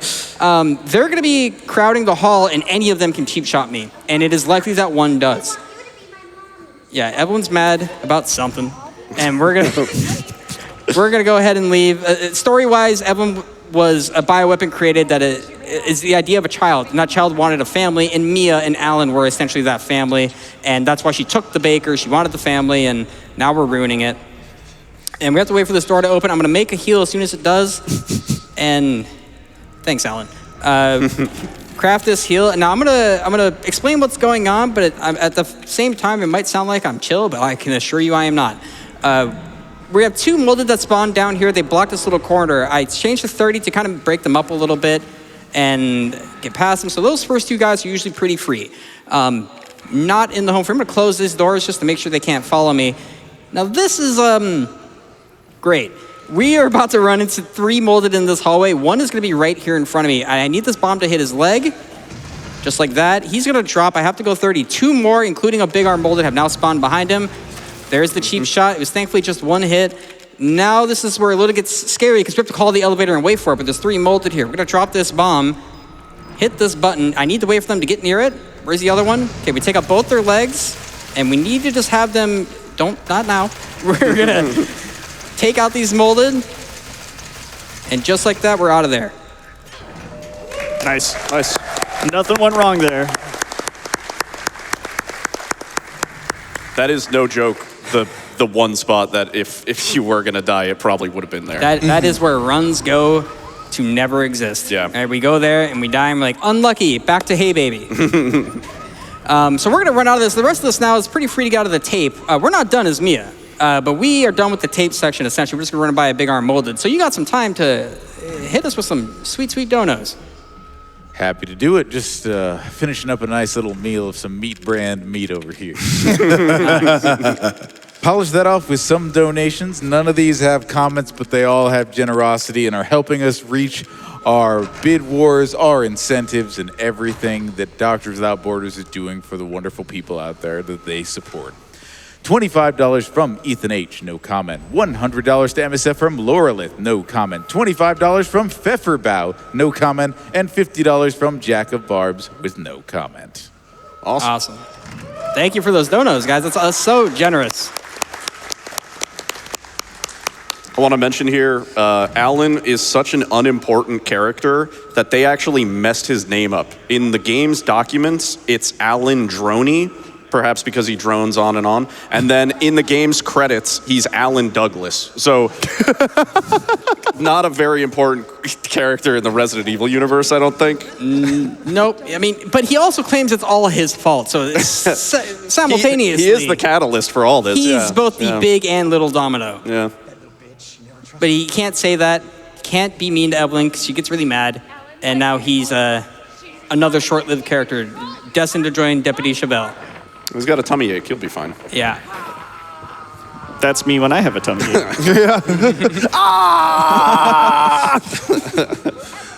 Too much meat. Way too Or much. not too much meat. Either way, not the right amount. Yeah. Not the right amount. I'd say if there are any more donations, you got time for a couple. Very well timed one for this. Not the exact same fluid, but the right noises. Chem Chicky with $25 to MSF. Don't forget the healing juices. Sploosh, splash, gurgle, sploosh. Hearing the words of that was worse than hearing the sound. That's what I'm here for, my friend. That was great. No, yeah. $5 in from Pointy V3. Excited for Horror Block, hype, and cheers from the crowd. Yo, thank you very much, crowd, that puts in their donations live. Again, everyone here watching at home, you folks are absolutely incredible. Keep it up. Yeah, you guys are making the world of difference, and probably way beyond than you actually can understand.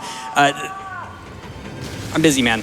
I love doing marathons, things like GDQ and raising money for Doctors Without Borders. Anything GDQ supports is always so great. So those of you in the audience, you've been loud, and I've loved to hear that this whole time. And the donations you put in as well, it's just so great. And I love it and appreciate it. You guys are doing awesome. Yeah, and the other part of that is that genuinely every dollar counts. If you're using the Twitch charity extension on the website, you can donate as little as $1. And even as little as $5 buys like rapid tests to diagnose HIV infections. $10 is clean drinking water for 147 people for a week. It takes so little to do so much. Absolutely, yeah, you heard it there, folks. That's what we want to see. But what we also want to see is, why are we still Mia? What a thrill. That's a great question. Well, yeah, what a thrill. I was saying we didn't see the ladder early in the week, so I'm glad it's Oh back. yeah, it wasn't you in go. Snake Eater. That's so right. true. Yeah. Yeah, here you go. We get the RE7 version.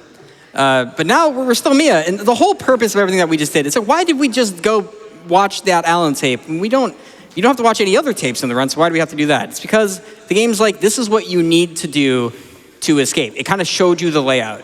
And it honestly, casually, doesn't help at all. It literally does not help in any way at all. But thankfully, as a speedrunner, I know exactly where to go. We need to go get that lug wrench. We need to open up, we need to repair the elevator, because obviously Mia, on top of being a wife who would buy her husband a PS5, a bioterrorist, is also an elevator repair person. The natural progression of your career field. We're gonna jump down this hole here in a second. There's a big invisible wall, won't let me do it. And we're gonna run past this fat boulder that's here. Again, this whole enemy diversity layout here is all changed on Madhouse. This guy's not usually here. I'm gonna go 60 FPS to make sure his vomit does not hit me, because it kind of breaks with low effects rendering and low rendering. FPS. Yeah, effects rendering. Effects rendering. Shout outs to Maxi on that one, where we came to this revelation that effects rendering made the fat molded's vomit not work if you turned it off. Yeah. Kind of breaks the animation altogether. We got a corrosive there we need. We need to grab this fuse. There's gonna be a crawler here. There was a crawler there. Now we're gonna run around this corner, go back up. We're basically scaling all the way back up the boat to go get a fuse, or rather a power cable, to get the elevator working. There's gonna be a few molded in our way, but it's nothing too serious. I think we can fit in some donations.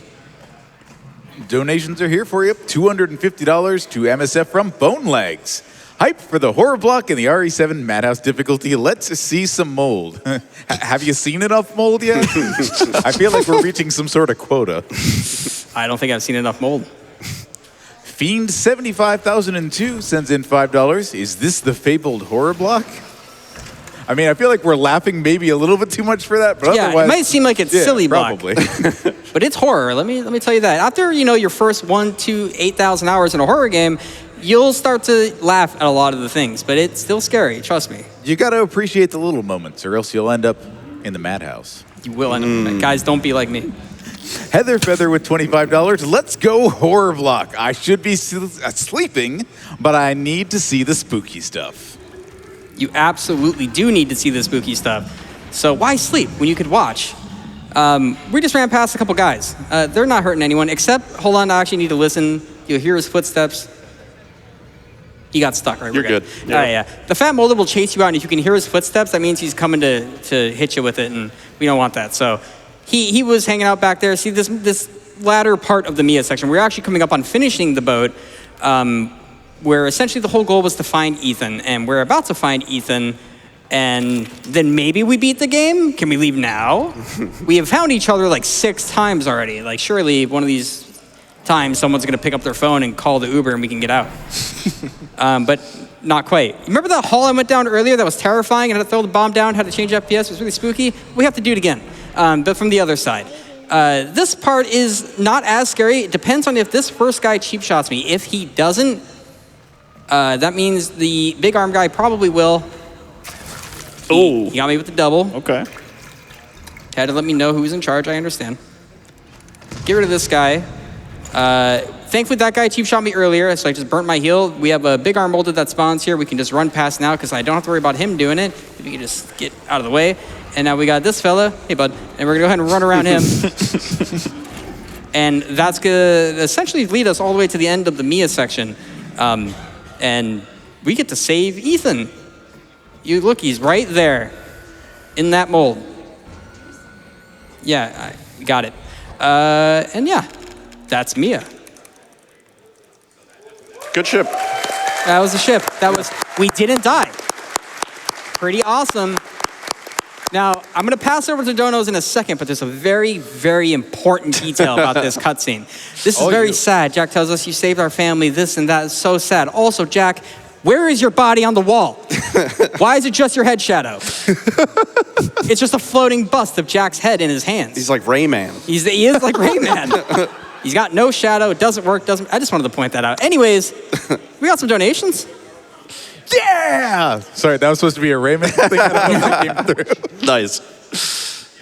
More donations with just the generosity. No need for comments here. Hi Eugen with $100 to Doctors Without Borders. Sisyphos V2 with $50. And Doug Dimmadome. Yes, Doug Dimmadome, owner of the Dimsdale Dimmadome. Doug Dimmadome sends in $50 to Doctors Without Borders. Thanks, Doug. Appreciate that. Still can't get your tickets to Crash Nebula on Ice, though. Bummer. You might be wondering what's going on in these cutscenes. We don't really talk a lot, except for about the first one with the family and with Mia. Essentially, this is our introduction to the real Jack Baker. And there's a little bit of like an Easter egg here where everyone in this cutscene is still alive, including Zoe, including Jack, including Ethan.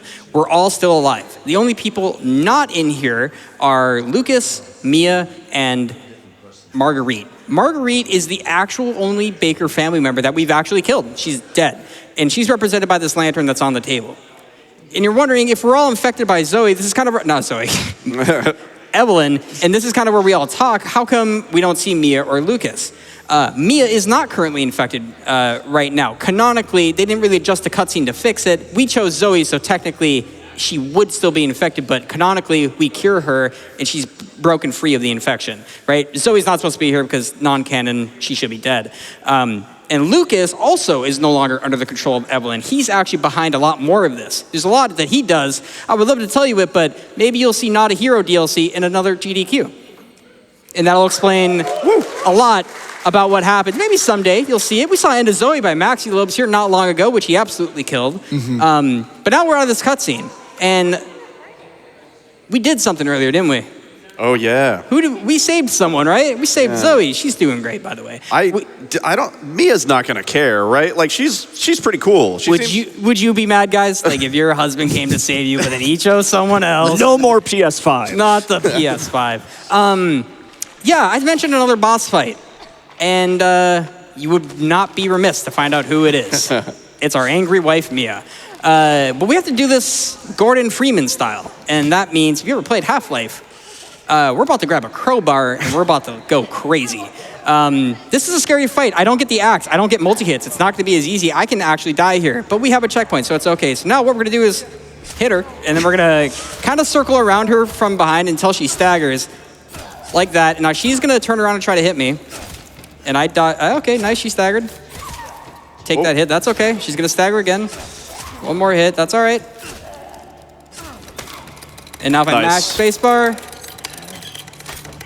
Bye-bye, Mia. Oh, I think this one's for real, dude. This one is for real. Uh-oh. That's Mia 3. That's the part that you guys don't ever get to see. Yeah. A whole extra boss fight for you to potentially die on. It's great. Yeah. The reason we don't actually choose that in the speedrun is because obviously it's slower with this boss fight. It loses just over a minute, including the extra 16 seconds from the cutscene and the somewhat of 40 to 50 seconds it takes to kill Mia here. This actually creates elements of difficulty for the marathon, because that's actual damage I took, by the way. Yeah. Normally we come out of that cutscene full health, but now we're actually very not full health. And we have to go to the salt mines. And if you think the game slowed down, you would kind of expect it to chill out, and we're actually coming towards the end, which in a way we are, but it's not about to slow down. We're about to enter the salt mines. And if you think about it, a laboratory as well, and we're wondering, weren't we in Louisiana? Do they have labs there? Like, what's going on? We're about to have a lot of fun. So before we actually approach the salt mines, which is going to be probably in the next minute or so, we got time for a couple donations. Absolutely. First, I want to let you know that if you've been experiencing some issues donating on the website, you are right. We're working on it.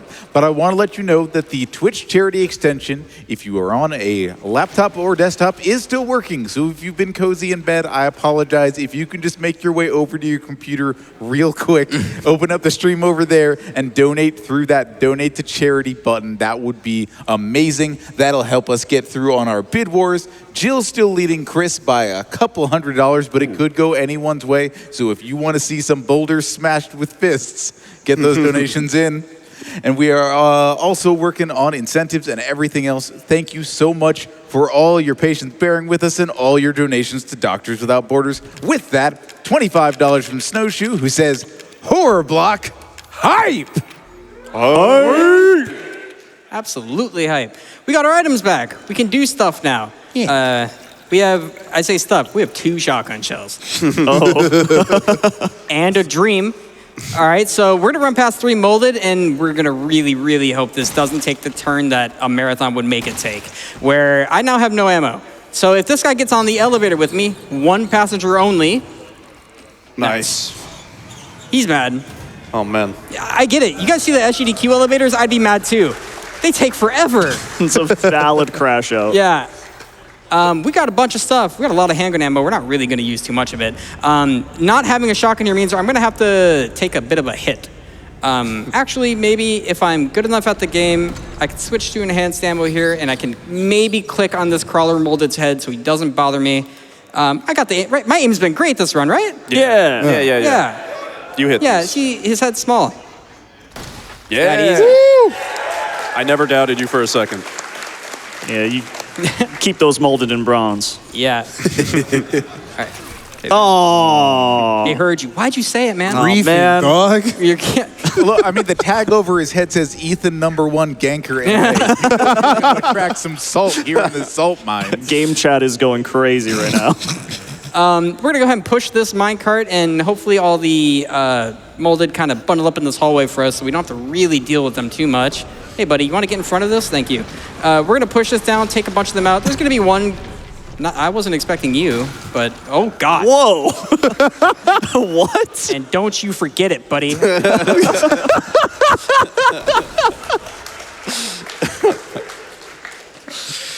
Another bomb. Sorry, Crate.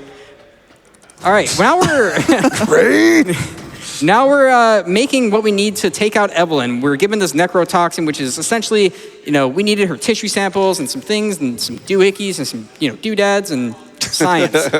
Yeah, this whole room is just a big lore dump. Yeah. We're grabbing a few things. We're gonna craft some flame rounds. We're gonna need those. We'll wait for this to pop out. And you'll be happy to know we're about to make our final safety save of the whole run. Woohoo! And hopefully we don't have to use it like the other ones. All right, the Salt Mine Gauntlet. There's a lot going on here, and I'll be able to take you guys through it, I think. It's a little fast-paced. But everything I'm going to do here is very intentional. You'll see me shoot a molded and kind of miss and only knock its leg off. I know my aim is bad, but it's on purpose. You're going to have to trust me on that. On Madhouse, actually, we're actually a huge disadvantage here, other than it being Madhouse, is we don't get the checkpoint at the start of Salt Mines, which comes up right here. If we were to reload it like we do on Easy, you actually double your movement speed. You're really, really fast. We don't get to do that here. We're instead super, super slow. And we're gonna have to run all the way up at this speed, yes, speed used very loosely, to get around all these molded that are about to body block up. Here's one, we're gonna hit him in the leg, and just to keep him alive. I do that on purpose because there's actually a limit in the game's memory on how many molded can be spawned at once. And so keeping certain ones alive will cause others in the chain to not spawn. We're gonna take out that guy and hopefully don't miss on this big arm one who's right here. Take him out. That's so important. Yeah. And now we're gonna round our way up. There's gonna be a crawler that spawns right here. And there's gonna be, this guy's supposed to drop here, but I left one alive, so he didn't. We're gonna hit this guy in the head, and hopefully I hit this shot on the fat molded's leg. Okay. Oh. Ooh, okay. 1 moment. 30 FPS, my savior. Brief intermission while I squeeze around past this guy. Yeah. Good old Midwest Ope. There you go. Let me scooch right on by. We're gonna shoot this. There's bombs on this ladder on Madhouse. We can't go up because there's bombs right there. We're gonna neuro this guy and get these done fast enough so I can get up. Nice. That's all 3 bombs. Now, if I get to the top of this ladder before I get puked on, that means we did good. And if I get puked on, you already know what that means. Effects rendering. That's what I'm saying. This is the ladder where we figured it out. So. Yep. And now we're at the top, and that's the salt mines.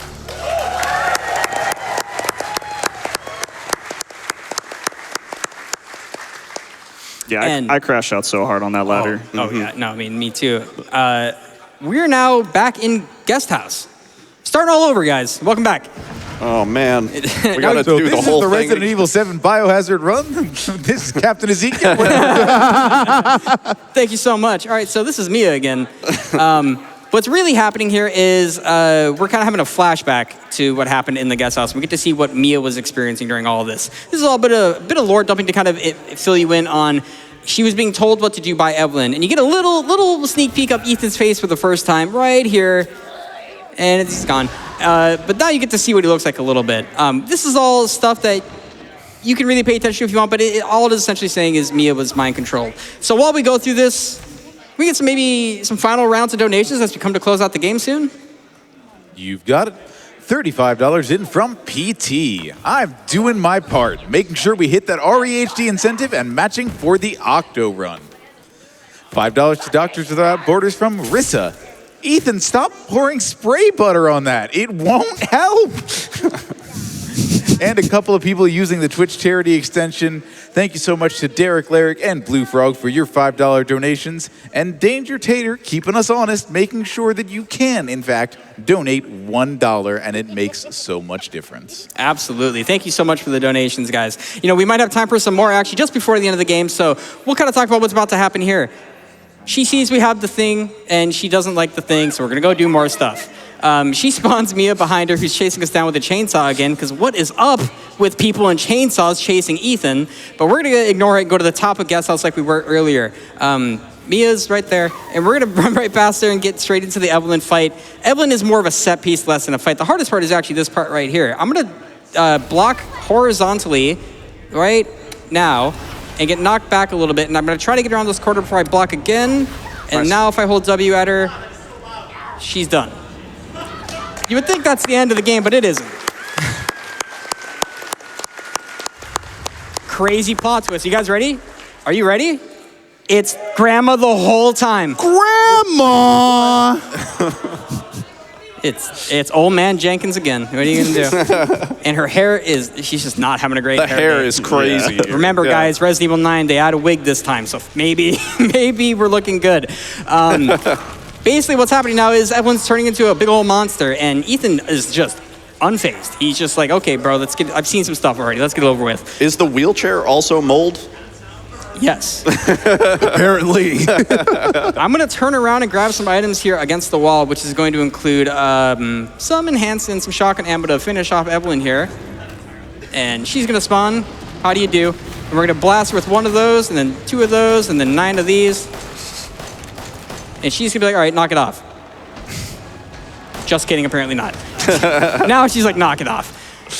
That's the first phase of the Evelyn boss fight. Like I said, it's more of a set piece. There's not a whole lot of challenge that goes into it. It's more cinematic because we had some very difficult boss fights already earlier, with Marge, with Jack. Now it's essentially telling us, hey, you did it. And we're waiting now for her to basically show up. She's going to beat us up a little bit. And while she does this, we got time for one last donation. Perfect one right here. Riggs sends in $1,000 to Doctors Without Borders. They say, amazing, incredibly funny run. I've never played any Resident Evil, but this makes me want to try one out. And isn't that what everyone runner wants to hear? Absolutely what I want to hear. RE7 is, I'm going to talk a little bit about it here as soon as the run ends, but has a great community. And if you want to speedrun it, it's a great first one to speedrun if you're new to Resident Evil or speedrunning in general. But also, hold on, we're dying. Evelyn's going to pick us up, and I'm going to shoot her twice with this shotgun, like this, and she's going to be like, knock it off. Nope. My bad. Ignored. And we're going to switch to the pistol and blast her 2 times to make her drop us. 1, 2. And now we're going to come up on essentially finally killing Evelyn. We're given this cool little gun called the Albert. Can you guys know who that reference is? Anyone? Any Wesker enjoyers? Yeah. 7 minutes. More like an hour and like 37 minutes. We're going to grab this. I'm going to lift my mouse off my desk because if I move it at all, I will miss. And I got to be the only person who would do that. So we're going to mash left click. 1, 2, 3, 4. And Evelyn is dead. GG, man. Time will be coming up when the screen fades to black in just a second.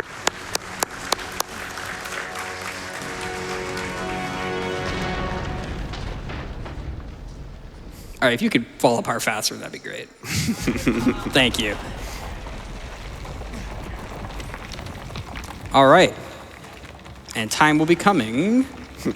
Right. Time. Excellent run, Zeke. Thank you. Deathless, man. Did not need the safety saves, but hey, Crazy. always nice to have them. All right, yeah, thank you so much. That's Resident Evil 7 Biohazard. Just a quick shout outs real quick while I have you for a moment. First of all, shout outs to my couch. Fantastic couch, amazing commentary by all three. And I'm just gonna, real quick, Resident Evil 7 was the very first game I speedran 7 years ago, and I was inspired to run it by Carcinogen SDA's run at Awesome Games on Quick 2018, where he ran this exact same thing. So I saw that and I said, I want to do that someday. I want to run Resident Evil 7 on stage. I want to present maybe even Madhouse. And it's 7 years in the making, and I'm very proud to say that I have followed in Carcinogen's footsteps and was able to do what I've wanted to do for a very long time. And, you know, speedrunning is, at its core, a very sentimental thing. I would never have met these guys if it wasn't for 7. Any of the GDQ staff, the lovely friends I have out in the audience, all these people I've loved and got to know because I decided I wanted to get beat up by Jack Baker for many hours a day. And it brings a damn tear to my eye every time I think about it. So thank you, GDQ, for ever giving me a chance. Amberlyn for first putting me on at One and Done-a-thon to show off my game for the first time. Everyone who's here who puts up with me being like, you guys want to see Jack Baker again?